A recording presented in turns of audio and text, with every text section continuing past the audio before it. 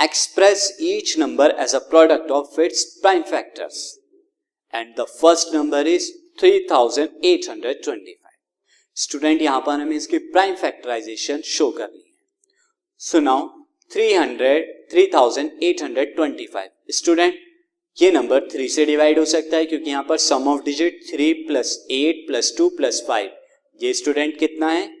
Student ये 18 के बराबर है और 18 3 से जाता है तो नंबर भी 3 से डिवाइड होगा. So when we divide by 3 so it will be 1275. ये हमारा न्यू. नाउ ये नंबर भी 3 से डिवाइड हो सकता है. So after dividing by 3 it will become 425. Student now 425 2 से नहीं जाएगा, 3 से भी नहीं जाएगा. ये अगेन ये नंबर हमारा 5 से जाएगा क्योंकि लास्ट डिजिट 5 है. सो 5 से आप डिवाइड करेंगे तो दिस विल बिकम 85 एंड उसे 5 से डिवाइड करेंगे दैट विल बिकम 17 और 17 प्राइम नंबर है वो 17 से ही जाएगा. So we will get 1. Now prime factorisation of 3825 is 3 into 3 into 5 into 5 into 7. That is 3 square into 5 square into 7 to the power 1. Students, see the second number, that is 5005.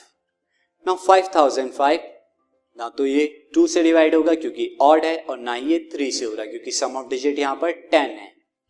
Now इसे हम 5 से divide करेंगे क्योंकि last digit 5 है. Student 5 से divide करने के बाद that will become 1001 and 1001 again 7 से ही जाएगा. ये 2 से नहीं जाएगा, 3 से डिवाइड नहीं होगा एंड 5 से भी नहीं, ये 7 से इजीली डिवाइड होगा. तो आप इसे 7 से डिवाइड करेंगे you will get 143.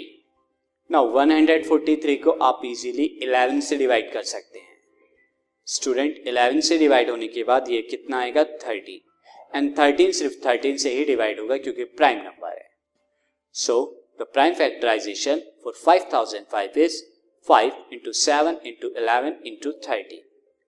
So question is completed.